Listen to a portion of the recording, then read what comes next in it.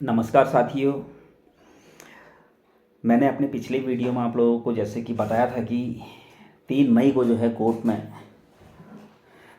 Counter file करना है, जवाब दाखिल करना है सरकार ने। और जवाब किस विषय में दाखिल करना है वो है ओवरेज के मामले में। और जो ओवरेज के मामले में कुछ लोग माननीय उच्च न्यायालय की शरण में गए थे और कुछ बाहरी राज्यों के लोग माननीय उच्च न्यायालय की शरण में गए थे। तो थोड़ा सा इस बारे में मैं आपको डिटेल में बताना चाहता हूँ कि क्या मामला है, कैसे, किसके फेवर में मामला आएगा, क्या ये बाहरी राज्यों के जो कैंडिडेट हैं उनके फेवर में आएगा या नहीं। तो साथियों, कुछ चीज़ें ऐसी हुई है इस केस में जिससे कि बाहरी राज्यों के लोगों को बेनिफिट मिला है, लेकिन अब जो है राज्य सरकार के ऊपर डिपेंड करता है कि राज्य सरकार इनको मौका देती है या इनको बाहर करती है। इनको बाहर करने का राज्य सरकार के पास बहुत बड़ा जो आधार है वो है कि जो नर्सिंग ऑफिसर की भर्ती होती है ग्रुप सी के तहत आती है।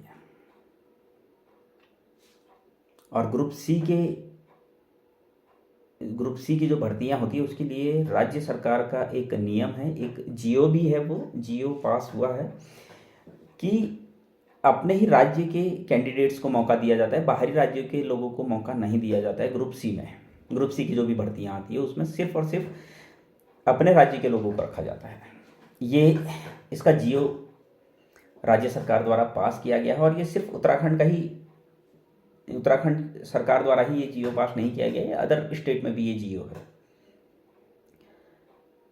और जो ओवरेज वाला मामला है उसमें राज्य सरकार चाहे तो इनको बाहर कर सकती है और चाहे तो इनको परमिट कर सकती है।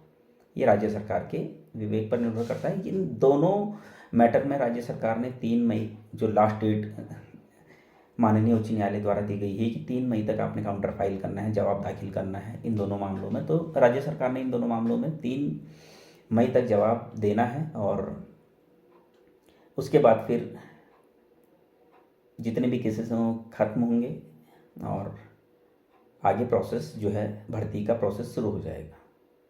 3 मई को जब काउंटर फाइल होगा उसके बाद फिर हेयरिंग होगी। अब ये नहीं कि 3 तारीख को ही हेयरिंग है, जवाब दाखिल करने की लास्ट तारीख 3 मई है। उसके बाद जो जवाब दाखिल हुआ है वो उस मामले में सुनवाई कब होगी इसकी डेट अभी फिक्स नहीं हुई है। ये 3 मई के बाद फिक्स होगी। हो सकता है 1 हफ्ते बाद हो सकता है 10 दिन बाद हो, 15 दिन बाद हो, 1 महीना भी लग सकता है, लेकिन उससे ज़्यादा समय नहीं लगेगा क्योंकि इतना ज़्यादा लंबा तो हेयरिंग की डेट देंगे नहीं। और मैं आप लोगों को एक चीज़ और कहना चाहता हूँ, जैसा कि मेरी एडवोकेट गणेश कांडपाल जी से लगातार इस संबंध में बात चल रही है और लगातार वो भी इस केस को स्टडी कर रहे हैं, इस केस के ऊपर वो भी पूरी तरीके से काम कर रहे हैं, देख रहे हैं और सारा अपडेट मुझे दे रहे हैं। मैं लगातार उनसे कम्युनिकेशन में हूँ और लगातार उनसे इस संबंध में बात चल रही है। तो उन्होंने मुझे कुछ चीज़ें बताई कि राज्य सरकार ने जियो बनाया है, तो हमको क्या करना है, हमको कुछ चीज़ें समझनी होगी। हमको सबसे पहला काम तो ये करना है कि आरटीआई के माध्यम से हमने वो जियो सरकार से मांगना है। भाई जब हमारे पास वो जियो की कॉपी होगी तो कम से कम हम निश्चिंत तो हो जाएंगे कि भविष्य में अगर राज्य सरकार इनको मौका दे देती है तो हम उस डिसीजन के खिलाफ कोर्ट जा सकते हैं। अब आप ये मत सोचिएगा कि कोर्ट फिर भर्ती लटकेगी नहीं इसमें, लेकिन जो बाहरी राज्यों के लोग गलत तरीके से अगर हमारे राज्य में आ गए तो उनका विरोध तो करना पड़ेगा। अगर इसी तरीके से आते रहेंगे इसे तो हमारे अब पूरा भविष्य हमारा खत्म हो जाएगा और आने वाले जितनी भी पीढ़ियां हैं उनके लिए भी दिक्कतें बढ़ती जाएंगी। तो ये तो रोकना पड़ेगा ना, इसको रोकना बहुत ज़रूरी है। तो इसके लिए हमको आरटीआई लगानी है और आरटीआई में हमने सीधे सीधे से वो जियो मांगना है कि ग्रुप सी की जो भी भर्तियां होती है उसमें राज्य सरकार द्वारा जो जियो पारित किया गया है जिसमें अपने राज्य के लोगों को ही प्राथमिकता दी जाएगी, उस जियो की एक कॉपी प्रदान करने की कृपा करें।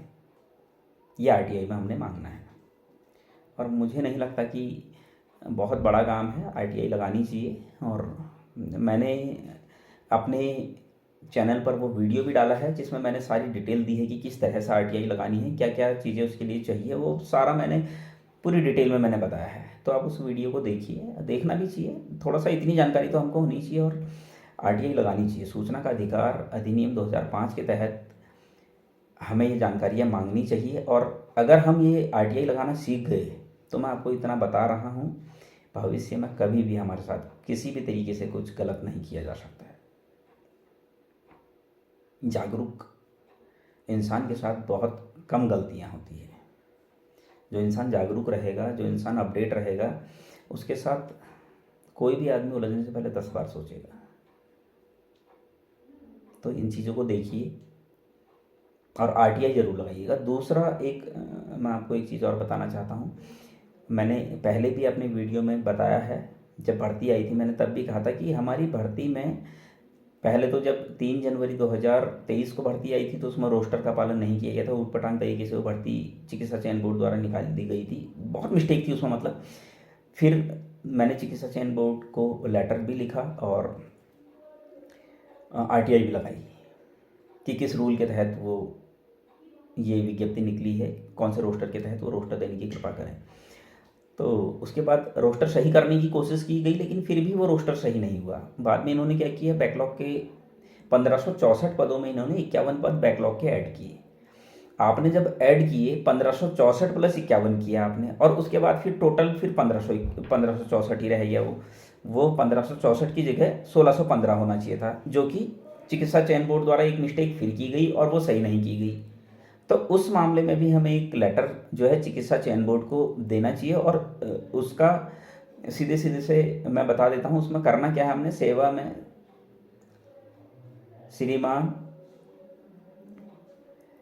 चिकित्सा सेवा चयन बोर्ड देहरादून उत्तराखंड, और इसमें विषय सीधे सीधे से आ जाएगा नर्सेज के 1564 पदों पर जो भर्ती प्रक्रिया निकाली गई उसमें बैकलॉग के 51 पद जोड़ने के बाद रोस्टर का पालन सही तरीके से नहीं किए जाने के संबंध में, ये इसका विषय आएगा। और उसके बाद हम सीधे सीधे से लिख सकते हैं कि जब पहले जो 3 जनवरी 2023 को जो भर्ती निकाली गई थी उसमें 1564 पदों पर भर्ती प्रक्रिया निकाली गई थी। उसके बाद उसमें रोस्टर का पालन सही से नहीं हुआ था। जब दोबारा संशोधित विज्ञप्ति निकाली गई उसमें बैकलॉग के 51 पद जोड़ दिए गए, मतलब 1564 प्लस 51 आप जोड़ के देखिएगा, शायद मेरे हिसाब से 1615 पद होते हैं। लेकिन वहाँ पर चिकित्सा चयन बोर्ड द्वारा फिर एक मिस्टेक की गई। 1564 प्लस 51 पद आप बैकलॉग के जोड़ रहे हो, फिर भी आप 1564 ही निकाल रहे हो टोटल, बल्कि टोटल हो जाना चाहिए था कितना, 1615। तो गवर्नमेंट नहीं, चिकित्सा चयन बोर्ड इस मिस्टेक को सही करे। अब इस मिस्टेक को मैं ये नहीं कह रहा हूँ कि संशोधित विज्ञप्ति निकालो, इसमें आप संशोधित विज्ञप्ति नहीं निकलनी है। हमने सीधे सीधे से ये बोलना है कि जब आप काउंसलिंग के लिए हमें बुलाएंगे तो क्या उस समय आप इन पदों को सही करेंगे, बस हमने पूछना है। अगर हम आरटीआई लगा रहे हैं तो हम पूछेंगे, अगर हम आरटीआई नहीं लगा रहे हैं तो हम सीधे सीधे कहेंगे कि अगर आप इन पदों को सही नहीं किया जाता है तो हमें मजबूरन हम माननीय उच्च न्यायालय की शरण में जाएंगे। हम ये चीज़ क्लियर कर लें, क्योंकि उस समय क्या होगा, अगर हम इस तरह का लेटर देते हैं और उसकी कॉपी अपने पास रखते हैं तो उससे हमारा प्लस पॉइंट क्या होगा कि हम कल को कोर्ट की शरण में जाएंगे तो वो पद बढ़ जाएंगे। क्योंकि गलत तो गलत है ना, रोस्टर तो फिर दोबारा से गलत हुआ है ना कहीं मिस्टेक तो हुई है एक, और बहुत ब्लंडर मिस्टेक है। तो कहीं ना कहीं 51 पद बहुत मायने रखते हैं। 51 परिवारों का भविष्य खत्म हो जाएगा अगर हम ये मिस्टेक को ऐसी अनदेखा करेंगे। तो अभी तक तो अनदेखा ही कर रहे हैं सब लोग। मुझे समझ में नहीं आता कि क्यों। मैं तो भेज चुका हूँ चिकित्सा चयन बोर्ड को, लेकिन मैंने उस समय भी कहा था कि सभी लोगों को, पूरे प्रदेश में सब लोगों को इस तरह का लेटर बनाना चाहिए। भाई एक एक पद बहुत ज़रूरी है, क्यों वो लेटर नहीं जा रहा है, क्यों इतनी बड़ी मिस्टेक चिकित्सा चयन बोर्ड ने की, और अगर कर दी तो फिर उसको क्यों नहीं सही किया जा रहा है। तो अगर हम दबाव बनाएंगे, अगर हम लगातार सभी लोग कोशिश करेंगे, सभी लोगों के लेटर अगर बराबर जाएंगे तो वो मिस्टेक सही कर दी जाएगी। ये नहीं है कि नहीं होगी, वो मिस्टेक सही हो जाएगी, लेकिन इसके लिए हमें कोशिश करनी होगी। अगर हम कोशिश ही नहीं करेंगे तो ये मिस्टेक सही नहीं होगी। तो मेरा आप लोगों से निवेदन है कि इस मिस्टेक को सही कीजिए। जब तक हम इस मिस्टेक को सही नहीं करेंगे तब तक आप सोचिए कि 51 पद जो हैं वो कहीं ना कहीं क्या है, कम हो जाएंगे। 51 परिवार जो है सक्षम होने से रुक जाएंगे। तो इसके लिए मैं आप लोगों से बस एक निवेदन करना चाह रहा हूँ, सब लोग चिकित्सा चयन बोर्ड को लेटर लिखिए।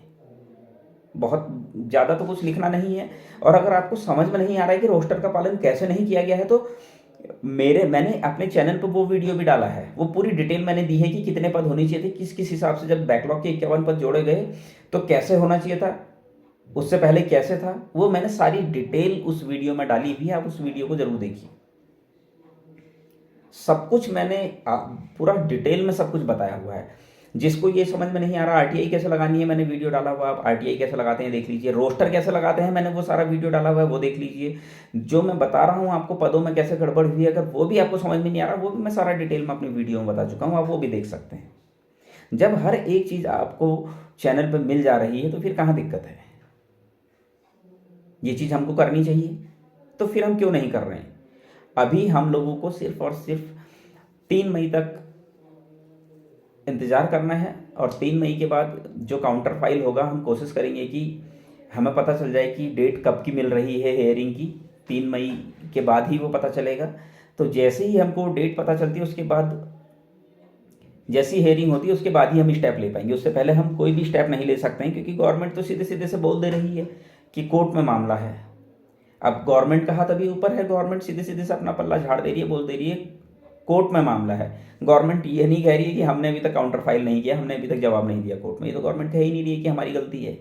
गवर्नमेंट टाइम से जवाब दे देती, टाइम से मामला निपट जाता। लेकिन गवर्नमेंट कहीं ना कहीं क्या कर रही है, हिलावाली कर रही है, कहीं ना कहीं ढुलमुल रवैया गवर्नमेंट का भी है। क्यों गवर्नमेंट जवाब नहीं दे रही है। 3 मई लास्ट डेट है, तो क्या 3 मई को ही जवाब दाखिल होगा? नहीं होना चाहिए ना, हमारे भविष्य का सवाल है।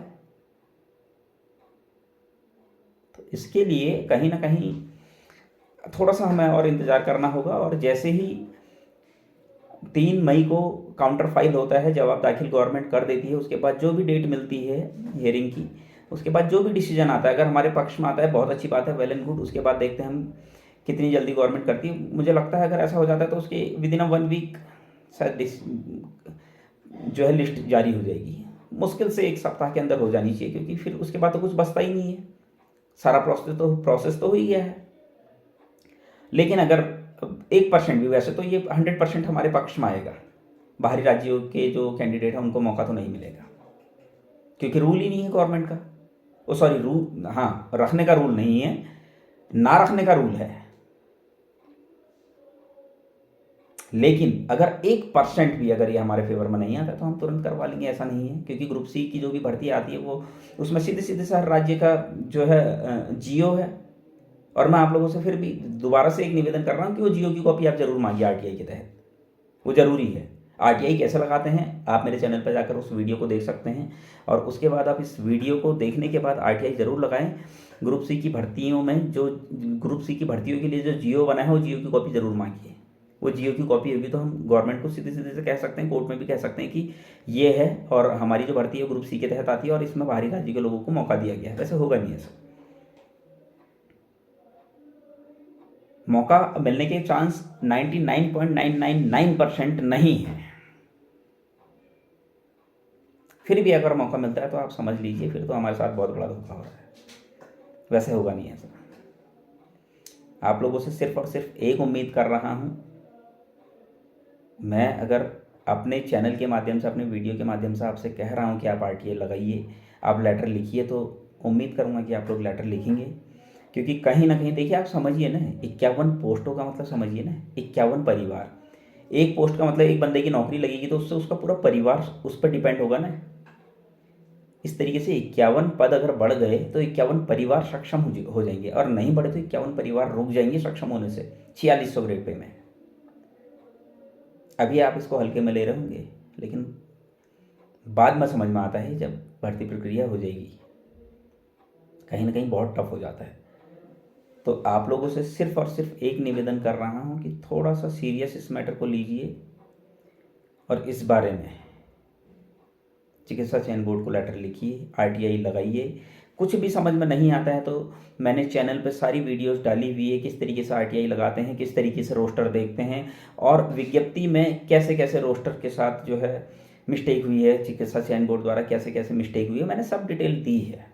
बस देखना है और देख के उसके बाद कर लेना है। आप वीडियो देखेंगे तो आपको सब समझ में आ जाएगा। उसके बाद मुझे नहीं लगता कोई बहुत टफ काम है। तो साथियों, उम्मीद करूँगा कि आप लोग इस भर्ती को करवाने में अपना पूर्ण सहयोग देंगे और आरटीआई ज़रूर लगाएंगे और चिकित्सा चयन बोर्ड को लेटर ज़रूर लिखेंगे। धन्यवाद।